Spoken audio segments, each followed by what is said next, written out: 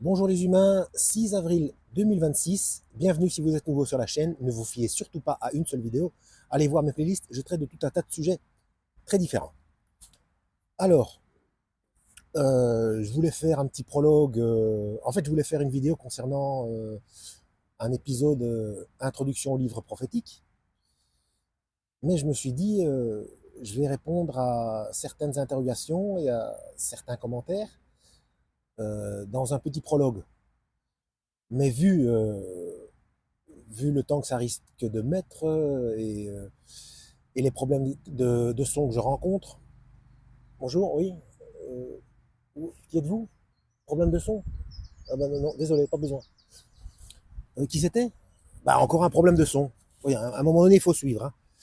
Alors, donc je me suis dit, c'est pas la peine, sinon la vidéo va durer trop longtemps et je vais rencontrer plein. Ils vont tous venir vers moi, les problèmes de son. Voilà, décalage de son, coupure de son. Ah, enfin, Chousson et son vert et chou vert et vert chou. Bref, donc, euh, oui, les sacoches de mon vélo. J'avais fait une concernant la vidéo à vélo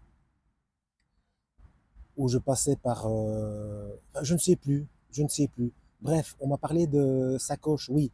Alors, ce qu'il faut savoir, c'est que j'ai déjà essayé tout un tas de trucs et le caddie, c'est la dernière option. J'avais des sacoches pendant tout un temps, mais c'est beaucoup trop petit. Avec tout ce que je dois trimballer, faire les courses, etc. Euh, Parce que là, il y a plein soleil. Un exemple que je donne, il y a plein soleil, le ciel est bleu, ils avaient annoncé 19, regardez comment je suis couvert, il y a 5-6 degrés, c'est pas vrai. Ils ne cessent de mentir, ce n'est pas vrai. Et comme moi je reste longtemps hors de chez moi, donc je passe par toutes les saisons. Donc dans mon caddie, même si je ne fais pas les courses, il faut absolument que j'ai avec moi de quoi me couvrir et le cas échéant, de quoi ranger mes affaires pour me découvrir. Donc les sacoches, c'est trop petit. Et, euh, et puis le caddie, c'est beaucoup plus facile pour les escaliers. Vous avez vu, lorsque j'ai fait la balade le long de la Seine, bah, j'ai monté les escaliers à vélo. Bah, le caddie, c'est un système avec les triples roues derrière, donc c'est facile pour monter les escaliers. Avec les sacoches, j'ai tout le poids et c'est pas pareil, quoi.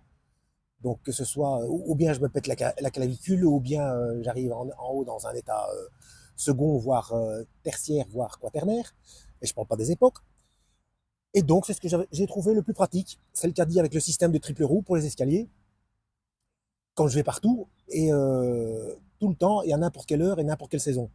Donc il faut que j'ai ma garde-robe avec moi, et l'emplacement pour mettre mes affaires en cas de trop grande sudation. Voilà. Vous voyez, ça fait déjà 3 minutes et demie. Quoi d'autre? Quoi d'autre? J'ai pensé à un truc. Oui, nous sommes le 6 avril 2026, donc c'est le lundi de Pâques. Hier, c'était le dimanche de Pâques. Si vous m'avez suivi un petit tour au marché de Colombes, je sais pas trop.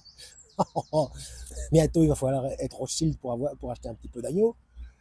Euh, mais bon, bref, c'est le lundi de Pâques. Et dans ma vidéo concernant Pessah, Pâques, poisson, pêcheur de pêcheurs, jeu de mots, mais tout ça est en parfaite corrélation avec les instructions du Christ, hein. En fait, je l'avais mis dans le titre.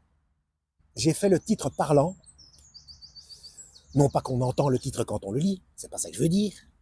Oui, il faut un petit peu suivre. Mais de manière à...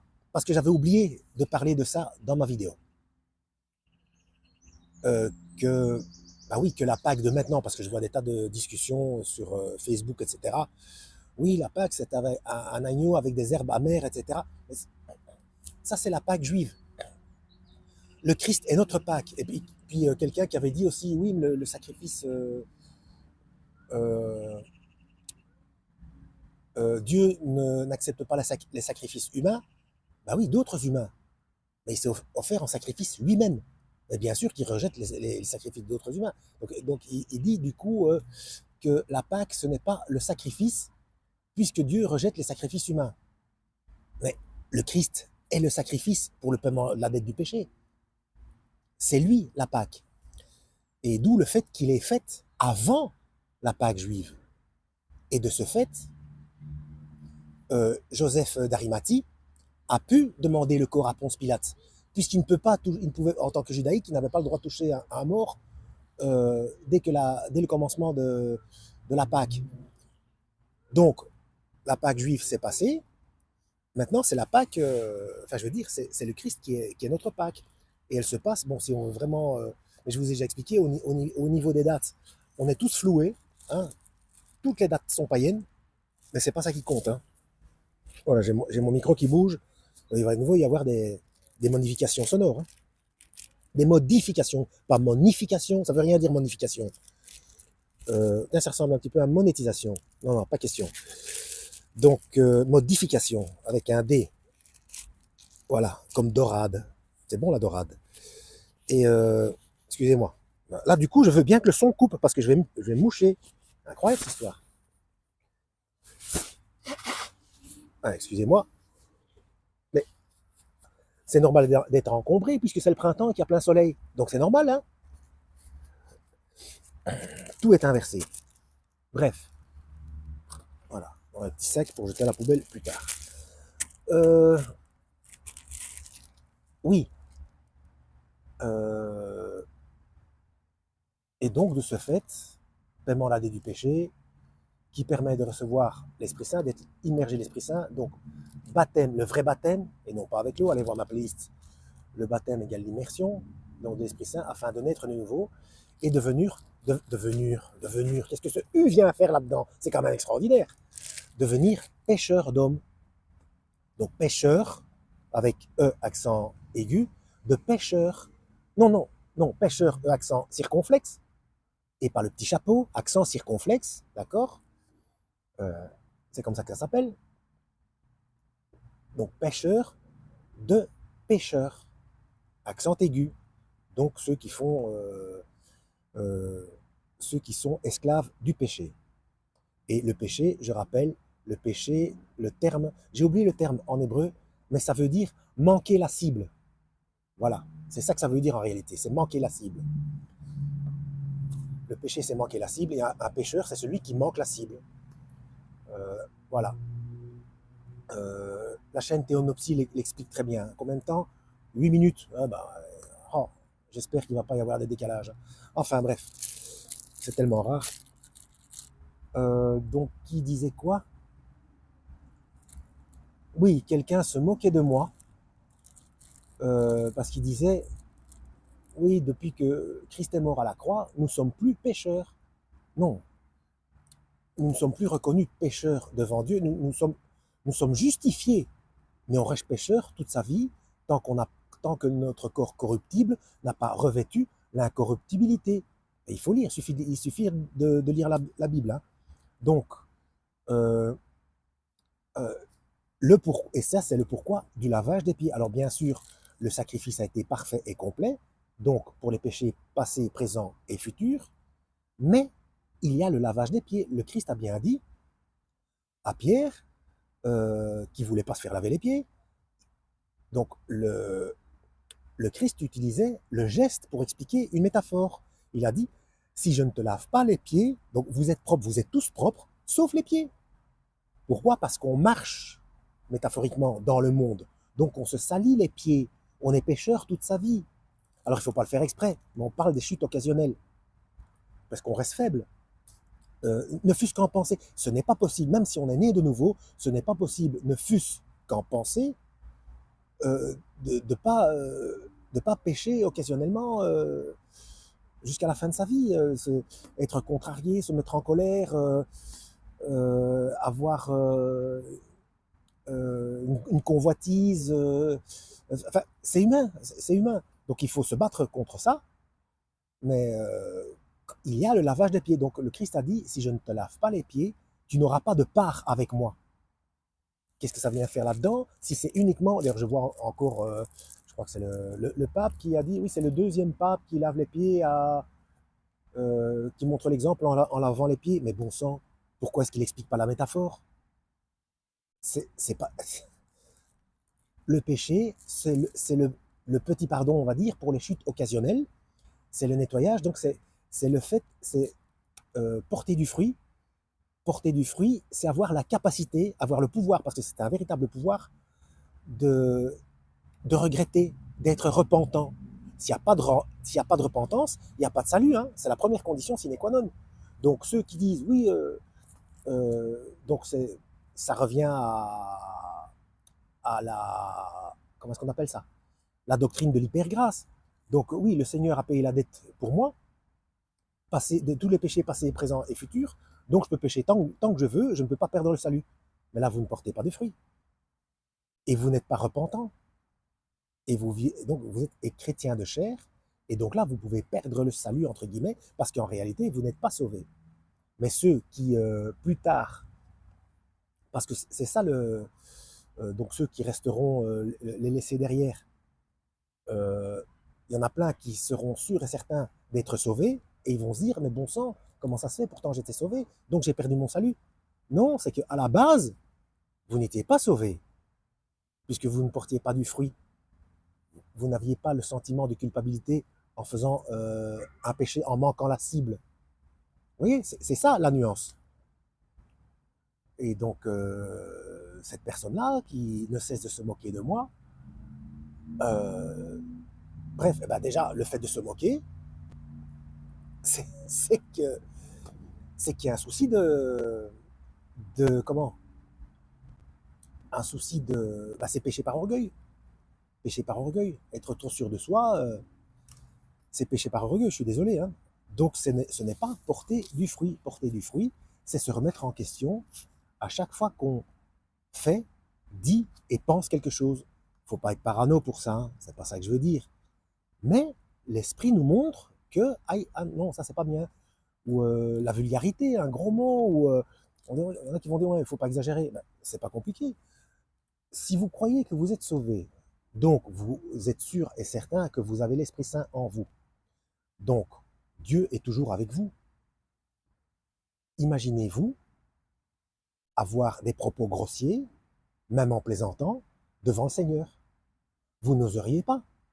Mais si vous êtes sauvé, vous avez l'Esprit Saint en vous, comment se fait-il que vous osiez encore? Alors, ça peut, il y a des mots qui peuvent, parce que ça m'arrive aussi, attention, hein, je ne dis pas ça, je ne suis pas meilleur qu'un autre. Hein. Il y a des mots qui peuvent s'échapper comme ça, subrepticement, sans s'en rendre compte. Mais parfois, tout de suite après, ou quelques temps après, on se dit, ah oui, c'est peut-être pas bien. À un moment donné, l'Esprit Saint rappelle à l'ordre. On se dit, oui, ça c'est peut-être pas bien la manière dont je me suis exprimé. Ou, après, ça dépend si c'est vraiment ancré de manière culturelle. Ça, c'est encore autre chose. Hein. Mais si au départ, on sait que c'est un gros mot et qu'on l'utilise de manière éhontée, c'est qu'il y a un problème. C'est qu'il y a un problème. Normalement, on est censé progresser vers... on est saint. Saint, ça veut dire, donc c'est kadosh, c'est mis à part, être séparé, entre guillemets, des habitudes du monde. Donc, on est censé être en progression vers la perfection. C'est un cheminement. Parce que ça aussi, je vois sur Facebook, il y en a qui disent, oui, dès qu'on est né de nouveau, on est saint et parfait. Non, on est saint, mais saint ne veut pas dire perfection, c'est être séparé. Donc on est mis à part, on n'est plus dans le système du monde. D'ailleurs, le Seigneur l'a dit, hein, vous n'êtes plus du monde. C'est pour ça que le monde vous hait. Mais ça n'a rien à voir avec la perfection, on n'est pas parfait. Voilà, presque un quart d'heure, bah, je vais m'arrêter, hein, parce que, vous voyez, si j'avais fait ça en tant que prologue pour une vidéo, que ce soit introduction au livre prophétique ou autre, hein, bah, ça aurait été la grosse catastrophe. Et donc là, j'avais voulu vous montrer un petit bout de chemin, pour vous montrer pas faire une vidéo à vélo, hein, mais un petit bout de chemin pour vous montrer par rapport au chemin que j'ai dû prendre pour aller à l'île Marante. D'ailleurs, voilà, ça aussi je voulais parler. L'île Marante, bon, ici j'y suis, bon, elle est agréable, mais je vois rien de marrant, hein, il n'y a pas de quoi rire. Hein. Pourquoi l'île Marante? Pourquoi donner toujours des noms comme ça qui prêtent à questionnement? J'aime pas ne pas savoir. Bon, bref, c'est pas très grave. Donc, oui, parce que lors de cette vidéo-là, j'avais pris un chemin, j'avais été obligé, parce que c'était très dangereux sur la route, donc j'avais été obligé de rouler sur le trottoir, où on voyait par la suite qu'il y avait des restants de marquage de, de pistes cyclables, qui n'ont pas refaites, non dangereux. Cette fois-ci, j'étais par mon chemin habituel. Je me suis dit, puisqu'il y avait des travaux, c'était arrangé. Et, et donc là, où je voulais vous montrer maintenant, je la ferai peut-être, hein, je ne sais pas, je vais voir si je fais une vidéo après, où c'est beaucoup plus sécuritaire, mais on nous empêche d'y aller. Donc, tout est fait pour nous contrarier et pour nous mettre en insécurité. Et donc, c'est de la persécution, et donc, il faut les aimer, parce que c'est de la méchanceté. Il faut aimer ses ennemis, prier pour ceux qui vous maltraitent et vous persécutent. Encore une fois, les instructions du Christ, dans Matthieu 5, après les, les bienheureuxitudes, les béatitudes, bien entendu, béatitude, autre nom pour le sermon sur la montagne. Et donc c'est après les béatitudes, là il commence l'enseignement concernant les ennemis, etc. Et ceux qui nous font du mal, parce qu'ils n'ont que cette vie, s'ils ne changent pas leur fusil d'épaule, donc il faut prier pour eux, s'ils ne changent pas leur fusil d'épaule, s'ils ne viennent pas à Christ, ils vont souffrir pour l'éternité. Donc il faut les plaindre. C'est compliqué ce bazar. Hein. Bon, on va s'arrêter là. 17 000, c'est très bien 17. Voilà, je mettrai ça dans, je pense à un truc, hein, mais là c'était un paquet de trucs. Donc je pense à une multitude de trucs. À la prochaine, lisez la Bible et que Yahweh vous guide.